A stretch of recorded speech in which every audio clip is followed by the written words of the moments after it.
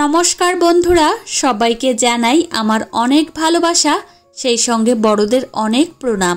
আশা করছি তোমরা খুব ভালো আছো আর যে যেখানেই আছো সুস্থ আছো।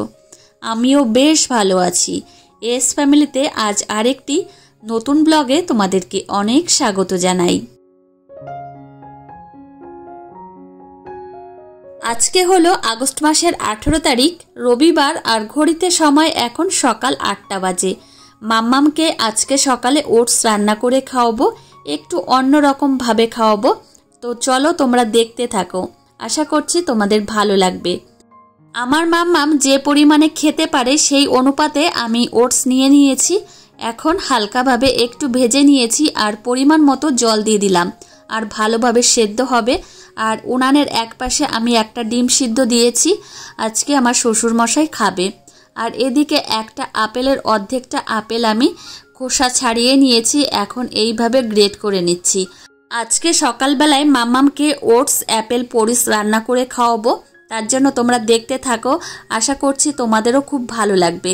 তো আমি অর্ধেকটা পরিমাণে অ্যাপেল এইভাবে গ্রেট করে নিয়েছি, এখন আমি দিয়ে দিয়েছি ওটসের মধ্যে।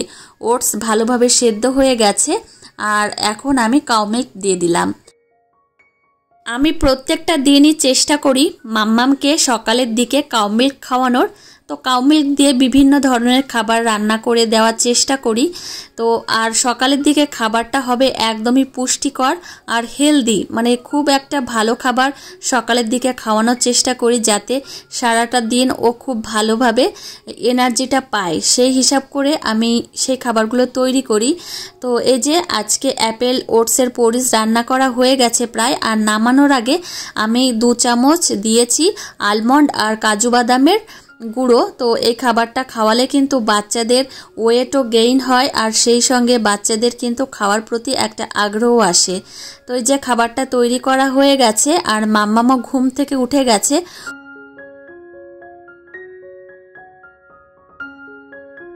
মাম্মামকে ফ্রেশ করিয়ে দিয়ে ওকে সকালের খাবার খাইয়ে দিয়েছি, আর এখন আমি ঠাকুর পুজো করে নিচ্ছি।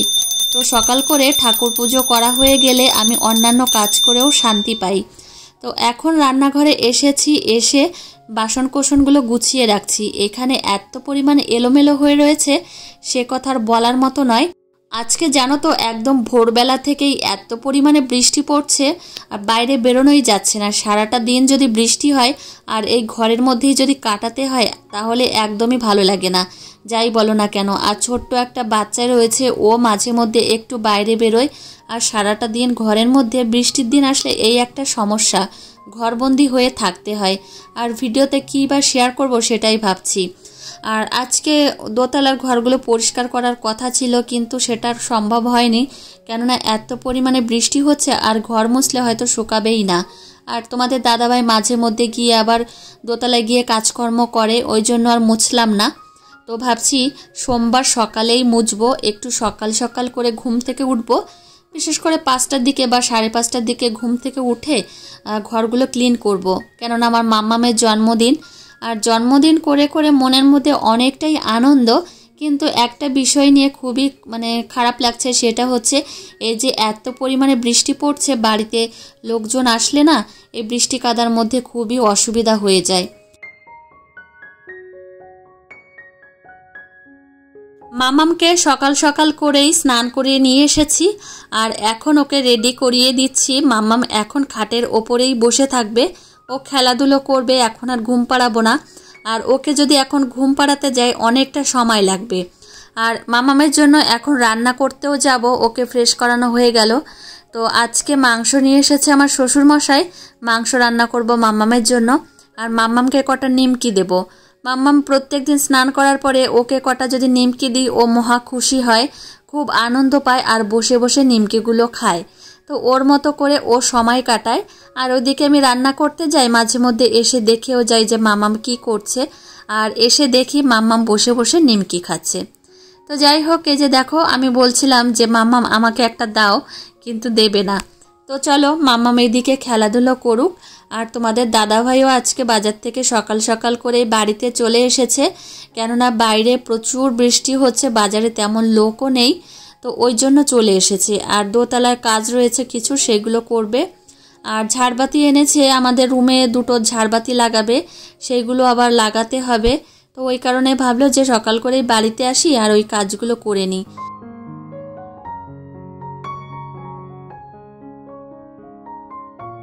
মাম্মামের বাপি যতক্ষণ বাড়িতে থাকে আমাকে মনে হয় চিনতেই পারে না, এরকম একটা ব্যাপার।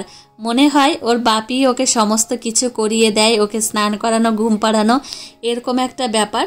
আর আসলে কি জানো তো, মেয়েরা একটু বাবা ভক্ত হয় বেশি, মানে আমাকে দিয়েই বলছি। আমি যেমন বাবা ভক্ত বেশি ছিলাম, আর বাবাও তেমন মেয়ে বলে অন্ধ ছিল, মেয়েকে খুব ভালোবাসতো। আর আমার বাবা আমাকে জানো তো বাবা বলে ডাকতো, আমাকে নাম ধরে ডাকতো না, তো এতটাই ভালোবাসতো। তো আমার মাম্মামা হয়েছে, ওর বাপিকে খুব পছন্দ করে আর বাপিকে ভালোবাসে, খুব ভালোবাসে, আর ওর বাপিও ওকে খুব ভালোবাসে। আসলে কি জানো তো, আমাদের সন্তানকে অনেক কষ্ট করে পেয়েছি, ওই জন্য সন্তানের প্রতি আমরা অনেকটা দুর্বল, আর সন্তানকে অতিরিক্ত ভালোবাসি, মাম্মামকে অতিরিক্ত ভালোবাসি। অনেক কষ্ট করে মাম্মামকে পেয়েছি, তোমাদের একদিন শেয়ার করব। মাম্মামকে আমরা পেয়েছি অনেক কষ্ট করে, এই কথাটাই শুধু বলবো। মানে এত দুঃখ কষ্ট ছিল আমাদের জীবনে, সেটা তোমাদের দাদা ভাই আর আমিই জানি। তো যাই হোক, বলতে বলতে আমি অনেকটাই ইমোশনাল হয়ে পড়েছি, তো মাম্মামের কথা বলতে বলতে। তো যাই হোক, ওইসব কথা এখন আপাতত বাদ দিই। আর এখানে মাম্মামের জন্য এখন মাংস রান্না করছি। এটা হচ্ছে মুরগির মাংস, মানে পোলট্রির মুরগির মাংস। তো এখন রান্না করছি আর প্রেসার কুকারে মাংসটা রান্না করব। তো মাংস আমি প্রেসার কুকারে বসিয়ে দিয়ে দোতলায় এসেছি, মাম্মাম রয়েছে দোতলায়, আর তোমাদের দাদাভাই কাজ করছে। আর তোমাদের দাদাভাই প্রত্যেক দিনই কাজ করে, সেই সকাল থেকে বৃষ্টি হয়েই চলেছে, এখনো পর্যন্ত বন্ধ হয়নি। আমার শ্বশুরমশাই বলল যে 3 দিন ধরে নাকি বৃষ্টি হবে, তাহলে বোঝাই গেল যে আমার মাম্মামের জন্মদিনের দিনও বৃষ্টি হবে। আর বাড়িতে কোনো একটা অনুষ্ঠান হলে বৃষ্টি হলে সত্যি মন একদমই খারাপ হয়ে যায়, মানে অটোমেটিক খারাপ হয়ে যায়। আর মানে পরিবেশটা যদি ভালো থাকে, ঝলমল থাকে, তাহলে মনও ভালো লাগে, আমার যেটা মনে হয়। আর এই যে দেখো, মাম্মামের জন্য এখন ভাত রেডি করছি, মাম্মামকে এখন খাওয়াবো। তো এদিকে আমি পরিমাণ মতো ভাত নিয়ে নিয়েছি, যতটা পরিমাণ আমার মাম্মাম খায় সেই অনুপাতে, আর এদিকে মাংস নিয়ে নিয়েছি।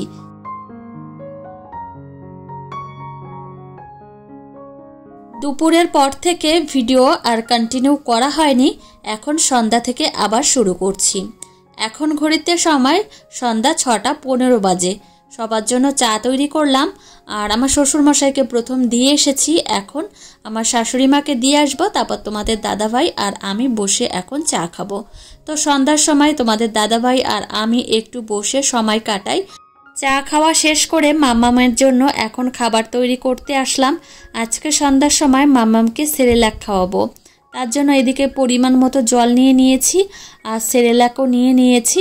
তো চলো, মাম্মামের খাবারটা রেডি হয়ে গেছে, ঠান্ডা হয়ে গেলেই মাম্মামকে খাওয়াবো। সন্ধ্যার খাবার খাওয়ানোর পরপরই মাম্মামকে রাত্রেবেলায় আজকে কি খাওয়ালাম সেটাও তোমাদের সঙ্গে শেয়ার করলাম। আজকে রাত্রেবেলা মাম্মামকে আলু সেদ্ধ ভাত খাওয়াবো। শুভ দুপুর বন্ধুরা, আজকে হলো সোমবার, আর আজকে আমার মাম্মামের জন্মদিন, সেই উপলক্ষে ঘরে ঝাড়বাতি লাগানো হচ্ছে। ঝাড়বাতি এখনও লাগানো হয়নি, আর আমি এসেছি দেখতে, আর দেখলাম মাম্মাম এদিকে দৌড়াদৌড়ি করছে। তোমাদের দাদাভাই মাম্মামকে নিয়ে এসেছে, তো ওকে আবার খাওয়াতে হবে দুপুরবেলায়। তো সেই হিসাব করে যে মাম্মামকে নিয়ে আসি, আর অনেকটা দেরি হয়ে গেছে। তো এদিকে আমি চলে যাব, আর এই ভাই বলছে যে বৌদি এসেছো যখন, লাইটটা একটু দেখে যাও যে কেমন হয়েছে। আমি বললাম যে না, এখন আর দেখবো না, দেখতে গেলে অনেকটা সময় লাগবে, তোমরা লাগাও, তারপর এসে দেখবো। যাই হোক, আমার শ্বশুরমশাই কাউমেট নিয়ে এসেছে আমার মাম্মামের জন্য পায়েস রান্না করব। শুধু মাম্মামের জন্য না, সবার জন্যই রান্না করব।